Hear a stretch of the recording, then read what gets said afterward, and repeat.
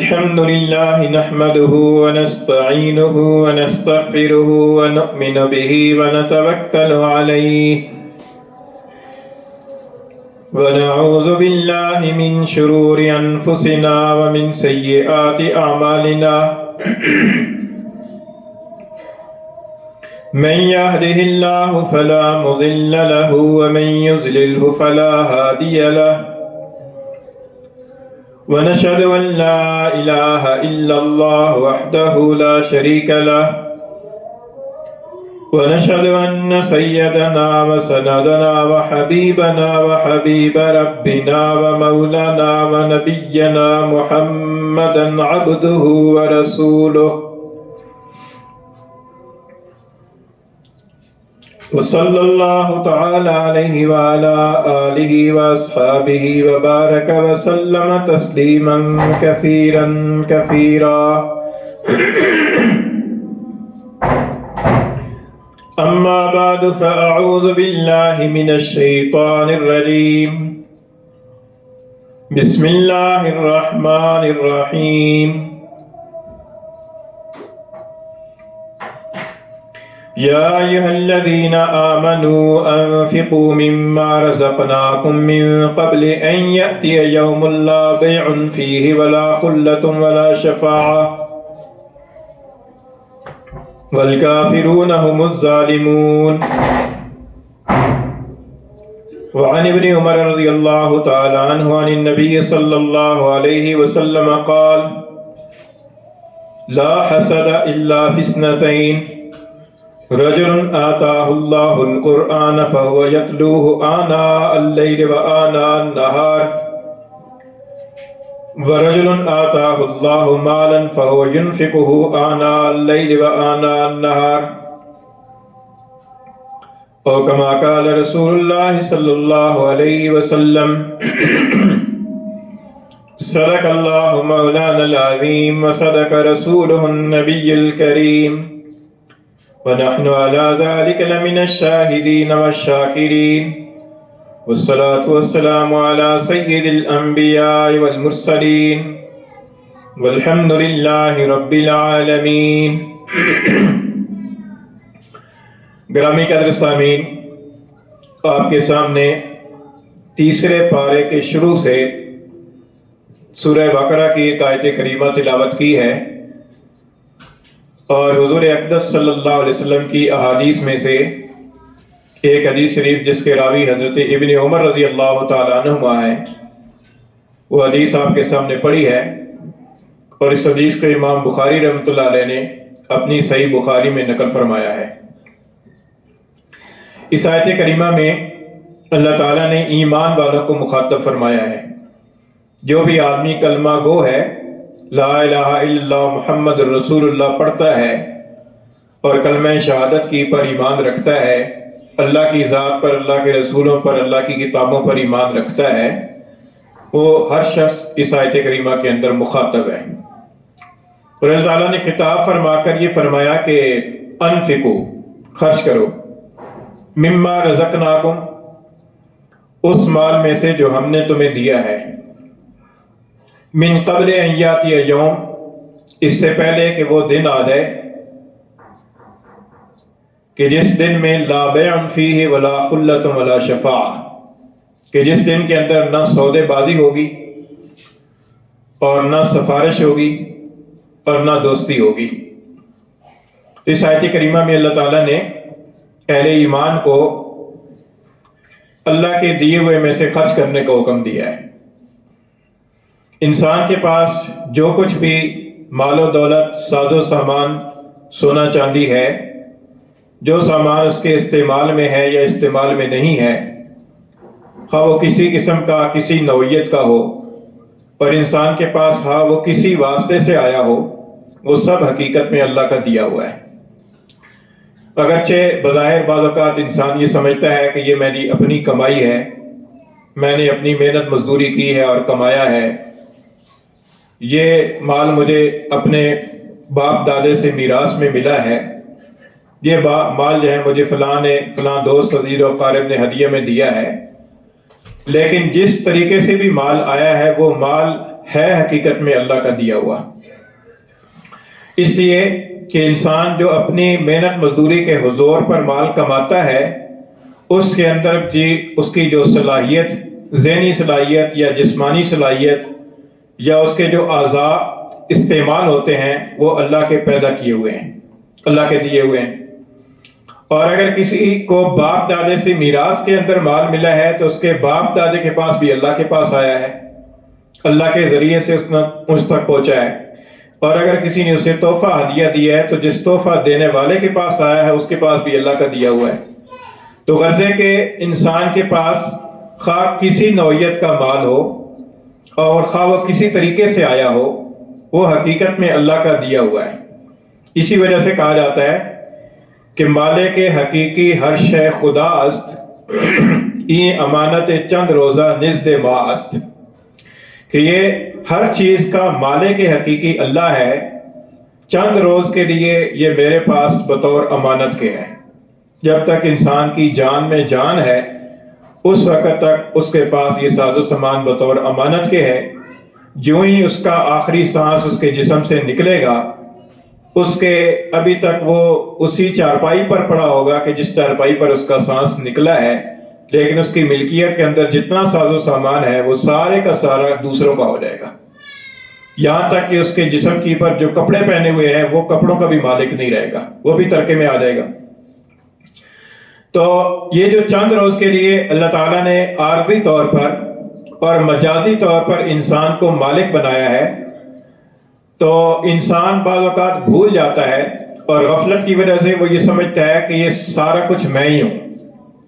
اور یہ ساری چیز میری ہی ہے۔ تو اللہ تعالیٰ فرماتے ہیں کہ چلو تیری ہی صحیح، لیکن فرمایا کہ جو ہم نے تمہیں دی ہے اس میں سے کچھ خرچ کرو، یعنی اللہ کے راہ کے اندر خرچ کرو۔ یا ایھا الذین آمنوا، اے ایمان والو، انفقوا، خرچ کرو، مما رزقناکم، اس دیے ہوئے میں سے جو ہم نے تمہیں دیا ہے، یعنی اپنے پلے سے تو تم نے خرچ نہیں کرنا، جو بھی خرچ کرو گے، 1000 روپیہ خرچ کرو، 10,000 خرچ کرو، لاکھ روپیہ خرچ کرو، وہ اسی میں سے خرچ کرو گے کہ جو ہم نے تمہیں دیا ہے۔ تو لہذا اگر کوئی آدمی اس سوچ کے ساتھ اور اس فکر کے ساتھ وہ اپنے مال کو دیکھے گا، اس نظر کے ساتھ دیکھے گا کہ یہ میرا نہیں ہے بلکہ اس مالک کا ہے اور یہ خرچ کرنے کا حکم بھی اسی مالک کا ہے، اس کے لیے خرچ کرنا آسان ہوگا۔ یہ ایسی ہے کہ جیسے کوئی کسی کا ملازم ہو اور وہ اس نے اپنے پیسے اس کے پاس امانت رکھوائے ہوئے ہوں اور وہ اسے کہے کہ اچھا جو میں نے پیسے تیرے پاس رکھوائے ہوئے ان میں سے اتنے پیسے فلاں کو دے دو، اچھا یہ بندہ آ گیا اتنے پیسے اس کو دے دو، تو بھلا اس کی پر کیا اثر پڑے گا کہ جس کے پاس اس نے امانت کے طور پر رکھوائے ہوئے ہے وہ خود ہی کہہ رہا ہے کہ اس کو خرچ کر دو اور اتنے اس کو دے دو، تو اس کے پلے میں سے تو نہیں جا رہا، جو اس کو اللہ اس نے دیا ہوا ہے، مالک نے امانت بنائی ہوئی ہے، امین بنایا ہوا ہے، اسی میں سے وہ خرچ کر رہا ہے اور اسی کے حکم کے مطابق خرچ کر رہا ہے۔ تو بعینی یہی صورت ہے کہ جو کچھ ہمارے پاس ہے اس سارے کا حقیقی مالک اللہ ہے، عارضی طور پر مجازی طور پر اللہ تعالیٰ نے ہمیں اس چیز کا مالک بنا دیا ہے اور استعمال کرنے کی بھی اجازت دے دی ہے، اور کچھ شرائط لگا کر ہمیں گویا کہ اجازت مطلقہ دے دی ہے کہ ان شرائط کی پابندی کرتے ہوئے جہاں چاہو جتنا چاہو خرچ کر سکتے ہو۔ تو ہمارے ذمہ یہ ہے کہ ہم اللہ کے دیے ہوئے کو ایک تو امانت سمجھے، دوسرا یہ ہے کہ اس کو اللہ تعالیٰ کی حکم اور اللہ تعالیٰ کی اجازت کے مطابق خرچ کریں، ایسی جگہ پر خرچ نہ کریں کہ جہاں پر خرچ کرنے کے بعد آخرت کے اندر وہ ہمارے لیے وبال بن جائے، کیونکہ انسان کا مال، انسان اپنے مال کو جہاں چاہے خرچ کر دیتا ہے، بعض اوقات گناہ کے کاموں میں خرچ کر دیتا ہے۔ ہمارے ہاں یہ عام ایک چیز ہے اور اس کو شاید گناہ بھی نہیں سمجھا جاتا کہ جب شادی ہوتی ہے تو شادی کے موقع کی پر اپنا مال انسان بہت سارے ایسے کاموں پہ خرچ کر دیتا ہے کہ جن کاموں پہ خرچ کرنا جائز نہیں ہوتا۔ وہ یہ سمجھ رہا ہوتا ہے کہ میں اپنا ہی مال خرچ کر رہا ہوں، تو ٹھیک ہے مجازی طور پر اسی کا ہے، لیکن جس اللہ نے مجازی طور پر اسے مالک بنایا ہے، جس مالک حقیقی نے، تو اس مالک حقیقی نے اس کے خرچ کرنے کی پر بھی کچھ پابندیاں لگائی ہیں۔ تو ان خرچ کرنے کی جو پابندیاں ہیں، ان پابندیوں کو اگر ملحوظ رکھ کر خرچ کرے گا تو پھر تو ٹھیک ہے، اور اگر ان سے بے پرواہ ہو کر خرچ کرے گا تو آخرت کے دن اس کا حساب دینا پڑے گا۔ ایک حدیث شریف میں آتا ہے کہ قیامت کے دن انسان کے قدم اس وقت تک اس کی جگہ سے جہاں پر وہ کھڑا ہے نہیں ہٹ سکیں گے جب تک کہ اس سے 5 سوال نہ کر لیے جائیں اور ان 5 سوالوں کا صحیح طریقے سے جواب نہ دے لے۔ ان میں سے 2 سوال جو ہے نا مال کے متعلق ہوں گے۔ ایک سوال یہ ہوگا کہ مال کہاں سے کمایا ہے، اس کا جواب دو کہ مال کہاں سے کمایا ہے، کس کس طریقے سے کمایا ہے، کہاں کہاں ڈنڈی ماری ہے، کہاں کہاں خیانت کی ہے، کہاں کہاں جھوٹ بول کر مال کمایا ہے، کہاں رشوت کے ذریعے سے کمایا ہے، کہاں سود کے ذریعے سے کمایا ہے۔ جتنے بھی ناجائز کمائی کے ذرائع ہیں تو قیامت کے دن یہ باز پرس ہوگی کہ یہ مال کہاں سے کمایا ہے۔ دوسرا یہ سوال ہوگا مال سے متعلق کہ مال کو خرچ کہاں کیا ہے، کہاں کہاں پر خرچ کیا ہے، ناجائز کاموں پہ کہاں خرچ کیا ہے، کہاں رسم و رواج پر خرچ کیا ہے، کہاں ناچ گانے پر خرچ کیا ہے، کہاں گناہ کے کام پر خرچ کیا ہے، کہاں جگے میں خرچ کیا ہے، کہاں سود دینے میں خرچ کیا ہے، کہاں رشوت دینے میں خرچ کیا ہے۔ یعنی جہاں جہاں پر بھی انسان مال خرچ کرتا رہتا ہے ان میں سے بہت سارے مصارف ایسے ہوتے ہیں کہ وہ جائز نہیں ہوتے لیکن انسان کرتا ہے۔ تو قیامت کے دن اللہ کے رسول صلی اللہ علیہ وسلم نے فرمایا کہ 5 سوال اس سے ہوں گے، ان میں سے 2 سوال کا تعلق مال سے ہوگا۔ تو اس لیے اللہ تعالیٰ نے فرمایا کہ اے ایمان والو خرچ کرو اس میں سے جو ہم نے تمہیں دیا ہے، من قبل ان یاتی یوم، اس دن کے آنے سے پہلے پہلے کہ جس دن کے اندر لا بیع فیہ ولا خلۃ ولا شفاع، کہ جس دن کے اندر سودے بازی نہیں ہوگی اور سفارش نہیں ہوگی اور دوستی کام نہیں آئے گی۔ 3 چیزوں کی اللہ تعالیٰ نے نفی فرمائی ہے۔ قیامت کے دن سب سے پہلے تو سودے بازی نہیں ہوگی۔ دنیا کے اندر جہاں کہیں کوئی انسان پھنستا ہے کسی معاملے کے اندر تو سب سے پہلے اس کے ذہن کے اندر یہ آتا ہے کہ کچھ دے کر جان چھڑائی جائے۔ مال جاتا ہے تو چلا جائے لیکن جان بچ جائے۔ جہاں کہیں انسان کسی جگہ پھنس جاتا ہے تو وہاں پر دے دلا کر جان چھڑاتا ہے۔ کوئی غلطی ہو جاتی ہے، جیل کے اندر چلا جاتا ہے، کسی جرگے کے اندر اسے بیٹھنا پڑ جاتا ہے، وہ کہتا ہے کہ جی ہو گئی ہے غلطی، بس اس کی پر جتنا آپ جرمانہ ڈالتے ہیں ڈالیں اور جان چھوڑیں۔ اللہ تعالیٰ نے فرمایا کہ قیامت کے دن یہ سودے بازیاں نہیں ہوں گی۔ دنیا کے اندر تو ہو جاتا ہے، سودے بازی ہو جاتی ہے، مال دے دیا جاتا ہے اور اگلے سے آدمی کی جان بخشی ہو جاتی ہے، لیکن قیامت کے دن فرمایا کہ یہ سودے بازی نہیں ہوگی۔ دوسری بات یہ کہ جب انسان کے پاس مال نہ ہو یا مال انسان کے پاس کم ہو تو ایسی صورت کے اندر پھر انسان سفارش ڈھونڈتا ہے کہ کوئی آدمی ایسا مل جائے کہ جس کی وہاں تک رسائی ہو اور جس کے وہاں تعلقات ہوں اور اس کی تعلقات کی وجہ سے، اس کی وجاہت کی وجہ سے، اس کے منصب کی وجہ سے، اس کے منہ کی وجہ سے میری جان بچ جائے اور وہ سفارش کر دے۔ اللہ تعالیٰ نے فرمایا کہ قیامت کے دن یہ ہوگا کہ من ذا الذی یشفع عندہ الا باذنہ، کہ کون ہے کہ جو اللہ کے ہاں سفارش کر سکے بغیر اس کی اجازت کے۔ سفارش ہوگی، سفارش کا انکار نہیں ہے، سفارش تو متواتر احادیث سے ثابت ہے، لیکن سفارش کون کرے گا اور کس کی کرے گا یہ اللہ کی اجازت پر موقوف ہوگا۔ اللہ تعالیٰ جس کو اجازت دیں گے اور جس کے حق میں سفارش کی اجازت دیں گے وہ بندہ اسی کے حق میں سفارش کر سکے گا۔ تو یہ فرمایا کہ قیامت کے دن اس طرح سے سفارش کام نہیں آئے گی کہ جس طرح دنیا کے اندر آدمی سوچتا ہے کہ کسی کو بھی سفارشی بنا لے، چاہے وہ جس کے پاس سفارش کر رہا ہے اس کے ساتھ بنتی ہو یا نہ بنتی ہو، لیکن کہتا ہے کہ چلو یہ میرا کام کر دے گا، سفارش بنا لیتا ہے۔ اور بعض اوقات جس کے پاس سفارش کی جاتی ہے وہ مجبور ہوتا ہے، اس کا کوئی کام اس سفارشی کے ہاں پھنسا ہوا ہوتا ہے جس کی وجہ سے وہ اس کے منہ کی وجہ سے آدمی کا کام کر دیتا ہے۔ لیکن اللہ تعالیٰ کسی کے سامنے مجبور نہیں ہے، کسی پیغمبر کے سامنے، کسی ولی کے سامنے، کسی نبی کے سامنے، کسی شہید کے سامنے اللہ مجبور نہیں ہے، اللہ مختار ہیں، اللہ مختار مطلق ہیں۔ تو اس لیے اللہ تعالیٰ کے یہاں کوئی سفارش ہوگی تو کوئی اللہ کی پر زور نہیں ڈال سکتا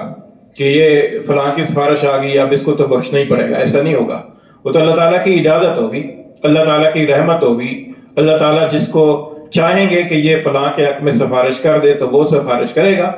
اور پھر اس کی اجازت کی وجہ سے، اللہ تعالیٰ کی اجازت کی وجہ سے سفارش ہوگی اور سفارش کام آئے گی۔ یہ بعض لوگوں کے خیال میں یہ ہوتا ہے نا کہ جو ہے نا وہ حضور صلی اللہ علیہ وسلم یا فلاں نبی یا فلاں ولی یا فلاں شہید جو ہے نا بس سفارش کر دیں گے تو پھر تو اللہ تعالیٰ مجبور ہی ہو جائیں گے۔ ایسی بات نہیں ہے، یہ نظریہ غلط ہے، یہ تو اللہ تعالیٰ کی اجازت پر موقوف ہے۔ تیسری بات یہ کہ ولا خلہ، کہ اس دن دوستی بھی کام نہیں آتی۔ بعض اوقات یہ ہوتا ہے کہ انسان کسی جگہ پھنس جاتا ہے، وہاں پر سفارش نہیں ہوتی، مال نہیں ہوتا، تو وہاں پر انسان اپنے دوستوں کو مدد کے لیے بلاتا ہے،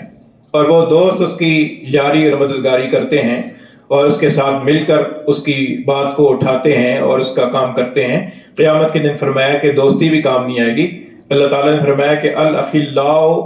یومئذ عدو الا المتقین، کہ قیامت کے دن یہ جو دوستیاں ہیں نا، یہ قیامت کے دن آپس میں ایک دوسرے کے دشمن ہوں گے سوائے متقی اور پرہیزگاروں کے۔ یعنی جن کی دوستی تقوی کی بنیاد پر ہوگی وہ تو اللہ تعالیٰ کی اجازت سے ایک دوسرے کا کچھ تعاون کر سکتے ہیں، باقی جو ہے نا یہ دوست جو ہے نا ایک دوسرے کے دشمن ہوں گے قیامت کے دن۔ تو اس لیے 3 چیزوں کی نفی فرمائی۔ تو فرمایا کہ اس دن کے آنے سے پہلے کہ جس دن یہ 3 ذرائع کام نہیں آئیں گے، اس دن کے آنے سے پہلے ہمارے دیے ہوئے میں سے خرچ کرو۔ اس سے یہ معلوم ہوتا ہے کہ خرچ کرنے سے انسان کی آخرت کے اندر نجات ہو سکتی ہے، کیونکہ اللہ کے راستے کے اندر اللہ کی رضا کے لیے خرچ کرنا یہ ایک ایسا عمل ہے کہ جس کی وجہ سے آخرت کے عذاب سے نجات ممکن ہے۔ اور اس کی تائید حدیث شریف سے بھی ہوتی ہے۔ رسول اللہ صلی اللہ علیہ وسلم نے ارشاد فرمایا کہ اتقوا النار ولو بشق تمرہ، کہ جہنم کی آگ سے بچو اگرچہ کھجور کا ٹکڑا صدقہ کر کے ہی بچنا پڑے۔ یعنی کھجور کا ٹکڑا بھی اگر کسی کو صدقہ کرنے کے لیے میسر ہے اور وہ اس کو صدقہ کر دیتا ہے تو ممکن ہے کہ اس صدقہ اللہ تعالیٰ کے یہاں قبول ہو جائے اور اس کی وجہ سے اس کی جان بخشی ہو جائے۔ اور یہ کھجور کا جو ٹکڑا ہے یہ بظاہر تو بہت معمولی چیز ہے، لیکن حقیقت میں اگر اخلاص کے ساتھ کوئی آدمی خرچ کرتا ہے تو وہ اتنا اخلاص کی وجہ سے اللہ تعالیٰ کے یہاں اس کے وزن پیدا ہوتا ہے۔ تو اس لیے اگر کسی آدمی کے پاس زیادہ حیثیت نہیں ہے تو اپنی حیثیت کے مطابق تھوڑا بھی اللہ کی راہ کے اندر خرچ کرے گا، تو اس کے اندر اگر اخلاص ہوگا تو اخلاص کی وجہ سے اللہ تعالیٰ کے یہاں اس کا اجر و ثواب بہت ہوگا۔ تو اس لیے اخلاص کے ساتھ اللہ کے دیے ہوئے میں سے اللہ کی راہ کے اندر خیر کے مصارف کے اندر انسان کو خرچ کرنے کی عادت بنانی چاہیے، اور یہ سوچ رکھنی چاہیے کہ یہ جو میرے پاس دیا ہوا ہے یہ اللہ کا دیا ہوا ہے، یہ اس کا اللہ حقیقی مالک ہے اور میں اس کا مجازی طور پر مالک ہوں۔ اللہ تعالیٰ میں عمل کی توفیق عطا فرمائے۔